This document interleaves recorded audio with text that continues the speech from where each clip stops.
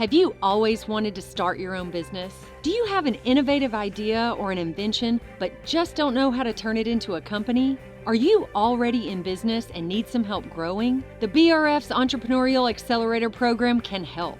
At EAP, we work alongside you, helping you with things like financial modeling, funding strategy, pitch preparation, and marketing strategy. So what are you waiting for? Go to eapla.com today and set up a time to talk with our team. Let EAP help you launch or grow your business in North Louisiana today.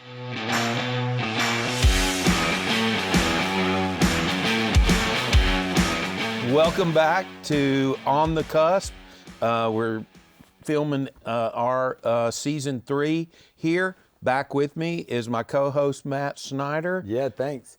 And this one's like special for me because Pete and I have had a relationship and worked together a long time, and both have kind of grown up in our own businesses and things over a lot of years, staying connected. So I've been very vested and proud of what Pete's been able to do. So being able to showcase it and talk about some of the funny stories along the way is like really cool.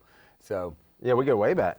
Yeah, I mean all the way to high school. Yeah, before business, and then away from business, and back in business. Yeah, so that's awesome. So the biggest thing that I think is the coolest thing about Pete is Pete, to me, what he's done with Dillas is proving that you can do it in Shreveport. Absolutely. And we hear so much about that now. So Pete, I hear that all the time. People have an idea, they want to launch it, but they think they got to be in California or I got to be in Austin or on the East Coast. I got to go to a bigger city. That's right. I got to go to a bigger city. Yeah. And I'm like, no, do it here. You did that here. Yeah, I mean, so Kyle, so let's go back and tell the story. So Pete and I were both working for Raising Cane's, and we were young and we were energetic, and Cane's was really changing. So when I started, it was 24 and then Pete kind of brought me in to help open a restaurant on Mansfield Road at 64.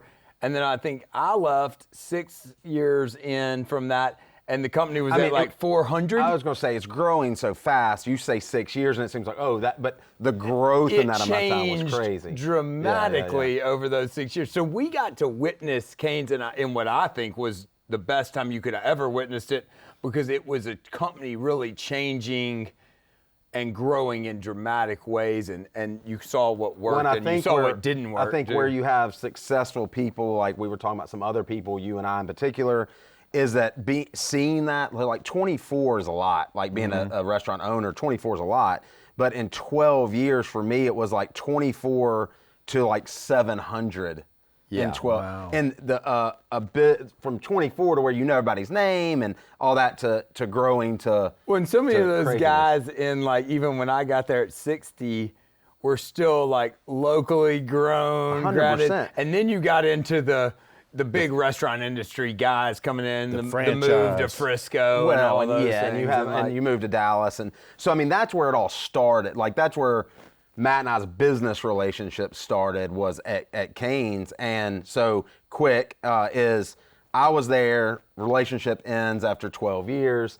It's just a divorce, right? I say that all the time. Like none are great, none are good, whatever. But you learned a whole Oh my goodness, a ton. It shaped everything. Like you can look at, I mean, really, if you look around 100, those first 100 guys, like, and girls, to me, you can see so much success in them. And that was what a restaurant leader looked like, was also changing, and there was less of our caliber. And if you look at that group, they're all, a vast majority are doing big things and being very successful. That started then, And so like Pete and I remember we would take these big trips to the headquarters and whatnot for these big conferences and whatnot. And I remember us sitting with Kyle Gordon and him talking about this concept he's going to create. And so Kyle, who is the founder of Dillas, who is the brainchild of it, him and his wife Maggie.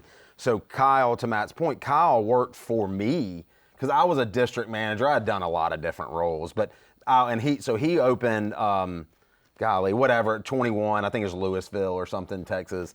He was there, and so he worked for me. So I was a big mentor to him because I'd been at Cane's and all that. And his whole goal was, at the time, was to franchise a Cane's. So back then, there was only 3 of them in Dallas. and you know, it was kind of an afterthought because New Orleans and Baton Rouge and South Louisiana was the part. So anyway, neither here nor there. That didn't transpire, but he always had the dream of doing a quesadilla only concept. He wanted to go into Cane's and learn, and he had the vision. And so anyway, he leaves Cane's to go pursue the Dilla's dream, right? He had the hardest job in Cane's too, because his restaurant was right around. It was not far at all from the new headquarters. As it said, in Briscoe. And so we would be at these meetings, and he'd be telling, we were nervous about, the district manager dropping in. He'd have like Todd and Shaq drop in, or like some prince from Saudi Arabia. And so his stories were epic. Yeah, that's because right. he went from that's real pressure. Yeah. Oh, because he went from like the old he was at 21, I think it was the number of it, right? And then before he left, he was at like 60, I think it was 69. So I mean, you got to think those big gaps. So he did. He went from like me, only one he's seeing. Dude, there was a hole in his office. Like I used to hide stuff in the hole, like this hole in his office, and to see if he was even looking at it. And like, I'd be like, dude, like you didn't catch the box combo that I put in there 4 months ago? Dude, it's crazy. Pete has some of the greatest Raising Cane's stories ever. My favorite one was on Kings Highway when you saved the guys. Oh my You God. have to tell the story really quick. So real quick, guy, we are going definitely sidetracked, but This is the fun stuff, though. This is what matters. This guy, his name was Tommy, but we're in the office and we're eating and he's like, I don't know he's a corporate guy, but we're eating and all of a sudden he goes, and I'm like working on the computer. I look over, he's about your size, big guy, right? And I look over there, and he is choking to death on a chicken finger. And I know I laugh, and I'm like, oh my God, dude! Like, and so I get behind him. Imagine me getting behind you, right? And I'm like, come on! I don't know what I'm doing. I saw it on Rescue 911. Right? Like I have no idea what I'm doing. So I'm behind him, and I'm like ramming his chest, dude, and he's like, blah, and like all over the place, like throws up or whatever happened, all over him. And he's like, oh my God. He's like, dude, I think you broke my chest. So I did. Dude, I cracked his sternum. And so like months later, we're at a meeting and like you'd see him kick back in the chair and he'd be like rubbing his chest because I like cracked his sternum. Dude, we had call outs and stuff the next few days because he had gotten sick all over the schedules and they were ruined. Oh my gosh. And he was trying to fix them. Terrible situation, but funny. So we would go to these meetings, and that's what the conversations would be. Like these hilarious stories. You've got all these young guys running these restaurants. We're at a fun age. Like, you're really kind of starting to become business leaders, whatever. It was super fun. And then you've got Kyle saying, like, I've got this business plan, and I'm going to open this concept. And we're like, yeah, dude, that'd be awesome if you do it. Yeah, cause I got one too. We all had it these. Almost was like he obviously was obsessed with it, but like I didn't even really think about it. We would all kind of like, yeah, that'd be cool. Yeah, don't even, you're like, I mean. Yeah. So what made you take the leap from Cane's to, I like your idea? Okay, so this is a funny story too. So Cane's and I part ways. I really didn't, it was sudden. So I didn't really know what I was going to do, and I have to reference Matthew Santamont, who helped me immensely, like bridge that gap of Cane's to what was I going to do ultimately. And he's like, dude, just work for me, and like I don't even know what I did. We laugh about it. I was like, what are you I doing? just drove around. I don't even know what I did, but it got me time to have some mental clarity. Well, Kyle calls me. And he's like, hey, I heard the news. Because I was, and Matt's going to maybe roll his eyes, but I think he'll agree. Like, I was kind of the golden boy, right? I was the Cane's guy. I was like the, hoorah, Cane. I was the guy. He was totally bought in. And he had brought in me and Tons so of many people. other, Bump. All of us were like, there was none of us without Pete. Because they trusted, they knew me, and Matt's like, well, it's a fast food place, but if Pete's doing it, it's got to be cool. I remember our first conversation ever. I do too. I really do too. Yeah. And so Kyle calls me and he's like, oh my God, dude, like what's going on? They got rid of you. And he goes, it's about time. I'm surprised it wasn't sooner. That's the relationship we had. It was joking. I was like, dark time. Like I'm trying to figure out what I'm going to do. And he's like, he had already gone through that. Everybody that had already gone through that, Mika and all that, were like, it'll be okay. Dude, thank God. And like, you'll be okay. And it was, and yeah, so that was definitely a like, dude, okay, yeah, we're going to talk to you like in your mind space, but we're all going like, dude, you're about to have the best 5 years of your that's kinda life. where Because Kyle we all was. were. Already, yeah. Yeah. And so Kyle says, so I said, hey, dude, like, what's going on? I was working with Matthew at the time, not in the restaurant business. And so I said, dude, I want to come over. So Tara, my wife, and I drove over there, went to, we call it D1 for Dilla's One in Plano. It's a refurbished Jack in the Box. Kyle and Maggie did a great job with, wanting sheer champagne taste on a beer budget, but truly having a beer budget. Your first one, Right. you're trying to make it happen. So Tara and I go over there, and I go into the walk-in cooler, and that was the moment. Like, I went into the walk-in cooler, and you got to think where I came from. Raw chicken, raw eggs, frozen fries. It's not real sexy, right? It wasn't real, like, there wasn't any art to it, if that makes sense. So I walked in this cooler, and I was like, oh my God, like fresh cilantro. You can picture in your mind fresh cilantro, fresh jalapenos, fresh onions, marinated brisket, cooked brisket, all that. And Tara and I walked in, I was like, oh, Kyle, dude, this is great. And so we talk, and we have the first picture of me with the stuff on, like hat on and all that. So I left and went back, and long story short, it took us about a year to negotiate our deal. And that's where we are. But kind of to your question, Matthew Santamont was really the guy that I was driving with him. You got to think, he's an entrepreneur. He's a business owner. He owns multiple businesses. And he said, dude, you just have to jump off the cliff. Yeah. He's like, you're Yes. miserable doing what you're doing with me. And we're close enough that, he's paying me, and I'm like, dude, I'm miserable. I'm not doing what I love. And he's like, dude, you have enough support. You know enough people. You're in a good community. Jump off the cliff. There's going to always be a net there. Right. You might drop a long way, and the net catches you. But at some point, you got people that can You help have to have the blind Faith. like You do. I don't 100%. care. Because everybody you're around, or a lot of people are going to tell you this. Yeah. Nobody's done it that way. I remember when you helped me call your brother to help write my first contract. Yeah. Which I remember you setting up the LLC. and your brother all was that. like, and your brother was doing the work, but like, I don't understand what this is. Like, this isn't going to work. And I was like, yeah, it is. And he was like, went to have more conversation, and I was like, no, it is. Just send me the Yeah, you contract. gotta have the You faith, gotta have though. the You gotta faith have of like, faith. I don't even Well, have time to listen to you tell me you don't understand, because it doesn't matter if you understand. Yeah. And you gotta jump. Well, and that's the cool thing with what Kyle was doing is I understood. I just didn't know. I didn't know about contracts. Man, over the last 6 months even, I've learned more about real estate and about all that stuff than I ever knew. Even, we've been doing it almost 5 years, 4.5 years. But yeah, jumping off and doing Well, I've that. always learned the more deals you do, the more you'll learn. And you can't be afraid of, don't be afraid of what you don't know. Well, All right? and Because that's- it will stop you in Well, and every anybody case. listening to, and some people might agree or disagree, I don't know. To do what an entrepreneur does, you obviously have to be super passionate. You can see Matt's passion talking about when he started it. You can see mine and Kyle's and everybody that does it. But you're either desperate or dumb, and sometimes a little bit of both. And when I say that, I was more, desperate's a hard word, like a harsh word, but meaning like your back's against the wall and you have to live your dream at That's that point. correct. Yeah. That's what I mean by desperate. Not that you can't pay your water bill, or like that is a true thing. That's I've been there too, and that But keeps you honest. and then the dumb piece is like it's super easy. Well, to it really go- keeps you focused on what you have to do right now today to be successful. It's super easy to go Okay? down to the courthouse, put in your application, have a 9 to 5, Monday through Friday with great benefits and all that. That is a wonderful option for people. It just wasn't for me. I can't be doing this. I mean, even at Canes, the corporate side of it, I had the radio show we were laughing about earlier, is that I had to stop that.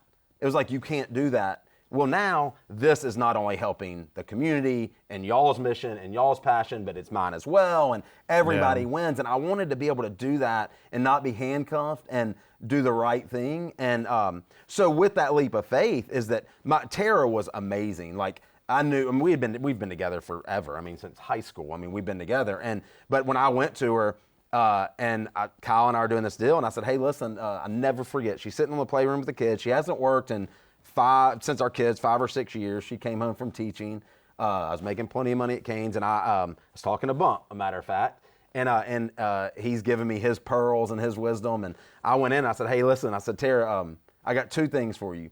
A, you're going to have to go back to work. And B, I need all of our money. every ounce, every penny. And she's sitting on the floor with the kids, and she goes, okay. Yeah. And I'm like, desperate or dumb. I don't know whether she didn't realize what I was saying, but she went back to teaching. She is a librarian. She has great benefit, all that. But it also takes your support group, your wife, your kids, your mom, your dad, they have to understand you're almost not knowing is a good thing. I look Yeah, at I things agree with like so many of the things like now when I have to re-up every year for Crawfest, well, I know way more now. I'm way more scared now, 6 years of doing it, than I was in year 1 or 2, because you learn that. Well, it what goes can back happen to you. is it being able to operate with that unknown that makes you a great entrepreneur?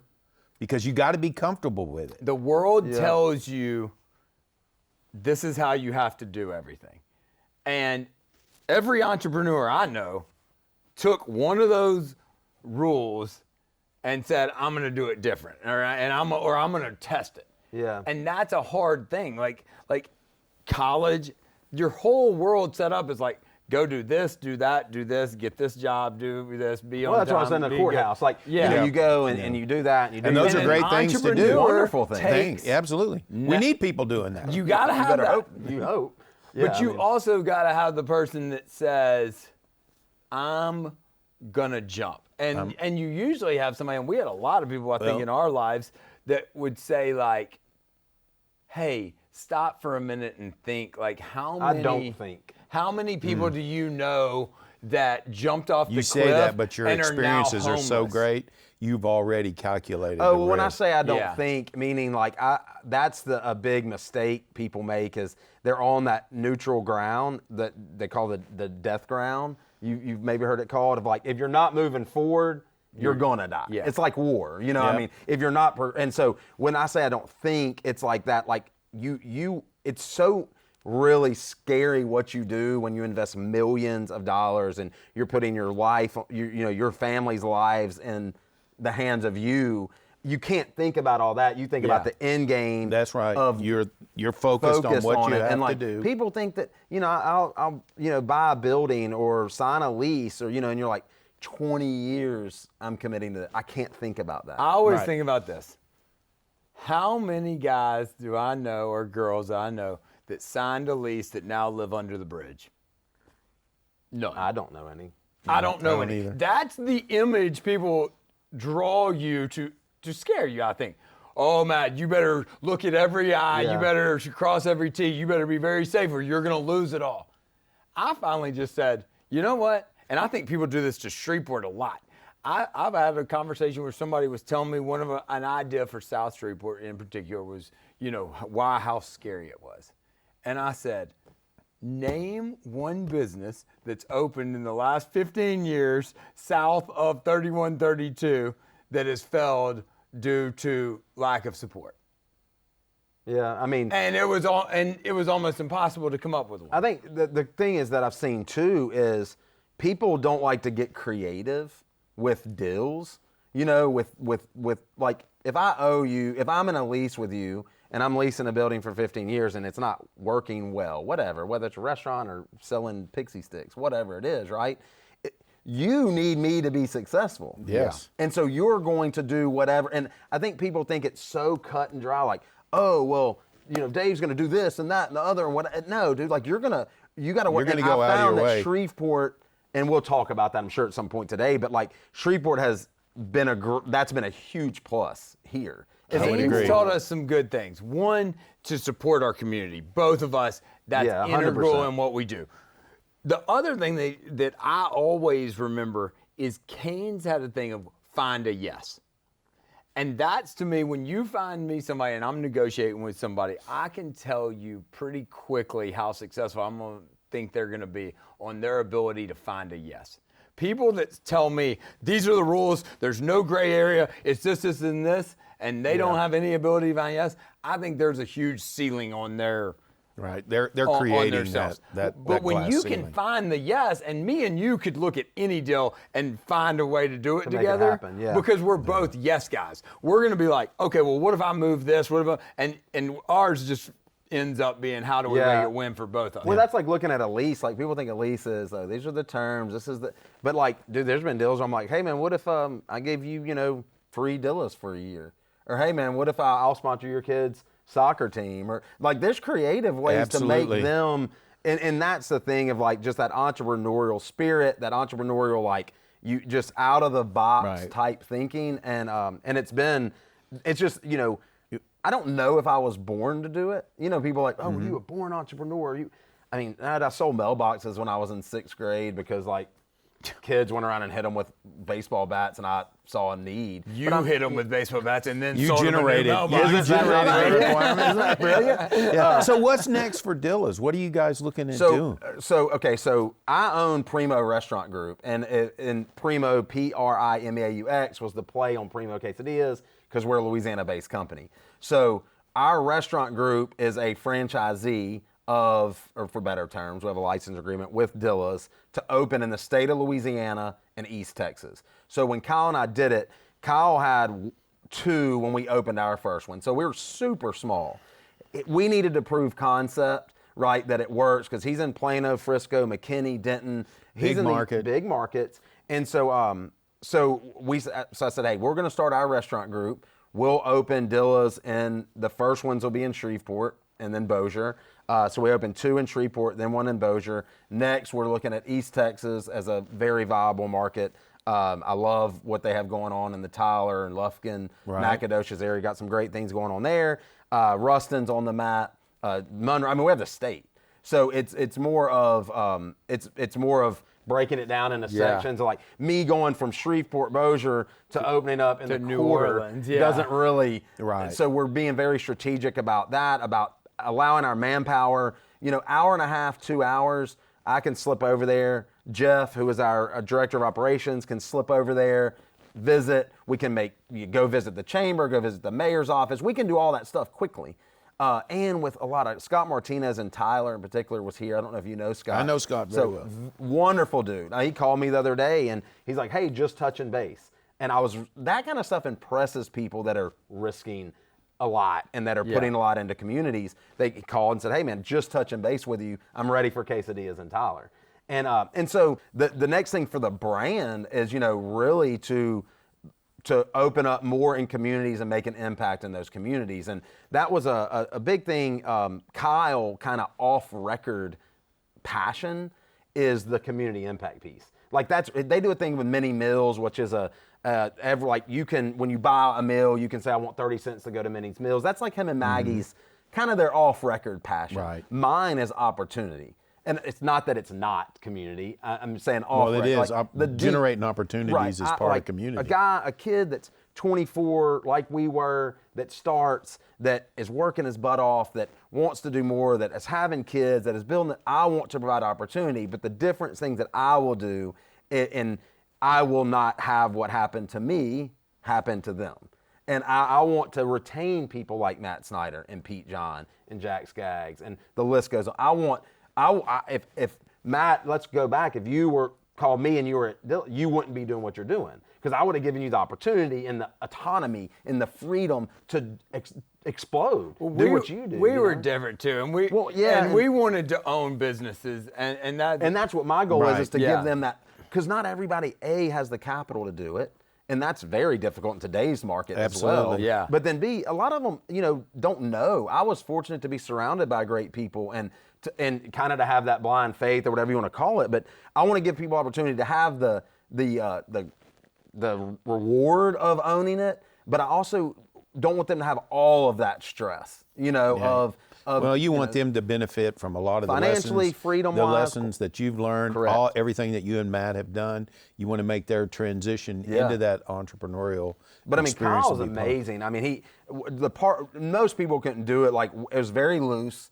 It was like, it's not a typical franchise disclosure document you see. Right. And he's an interesting guy because he has the looseness that we kind of had at that time, but he also always had he could run it real tight. Yeah, and you have to, like, I've learned that too, of like I mean, at the end of the day, everything's about making money. I mean, it's not a non-profit, it's a for-profit business. But a huge part of that is back in the community and understanding that if I write a check for $1,000, like, that's a huge deal. And the team and the managers have to understand that's like real money. Right. Like, Yeah. that's $1,000 that, could go into But we've growth. seen so much. If Pete supports Crawfest at $1,000, if you're working with the right community partners, we've watched it. It's what I built my marketing business on. You see that loyalty come back in your door. Yes. And we watched that so closely at Gaines that I think that I built a whole business on it. About showing other people in the community. It does. So, I mean, we got a lot of great things going on. I mean, we'll open, fingers crossed, 1 or 2 in Q4 of this year. If we can get, a lot of our stuff is we have a prototype. We haven't built one. You will see some in the near future. But we had, doing a second generation restaurant, doing an end cap drive-through. Those are quick. So hopefully we can, our brand works really well in that sector. So I mean, we'll hopefully get a couple open this year. The ultimate goal for me, if you said, hey, Pete, like, what is it? I would say it's 20 is my number, like, now. How many of those can be in Shreveport-Bossier? Well, How many can we support? We have 3 in Shreveport-Bossier. I think we could probably do another one. Yeah. You have to also think how niche we are. We're not a chicken finger. We're not a hamburger. We're not, I mean, you can saturate and sales transfer very easily because we do so much catering too. So I think 3 or 4, it's not because anything with the city. It's because I think, for us, like, you can't be like Starbucks. You have one across the street. Yeah, because yeah. it's, Right. You don't want one guy competing against this yeah, gal I mean, over here. Yeah, you can't really do that. you So don't I want that. I would say probably one more. It could probably house one more. I don't know where. I mean, I haven't even. Yeah. Right now we've only been open 4 years. Yeah. And so we just did it really fast. But Shreveport is it was the obvious choice. I think what's crazy is Kyle believing in me and my team in Shreveport so much. Yeah, as a Dallas guy. He's a Dallas Yeah. guy, but I Yeah. think that's the thing is what Shreveport offers that other cities don't. I don't want to say big cities, other cities, because Tyler's smaller than Shreveport, right? They got a lot of things going. Ruston has a lot of great things going on. But the big thing is here is that it's the opportunity to create the culture you want in a business. Shreveport, that's probably its biggest strength. It's not population. I mean, it's not huge. It's 180. I don't know. Yeah, I if mean, you just take Shreveport, it's 180. You know? But you got Shreveport, Bossier, and you got East Texas. And it's not- a lot of people don't take into account the Arkansas-Texas connection. People are coming here, and if they know about Dilla's, they're going to go there. Well, and I tell you this, and I don't want to lose my train of thought with it, is that if let's say you're an athlete or a business person, whatever, and you talk to someone and you're like, you can't teach that about that tennis player. You can't teach you can teach a forehand, but you can't teach something. Like, there's something that you can't describe it. Like, it's just you got it, right?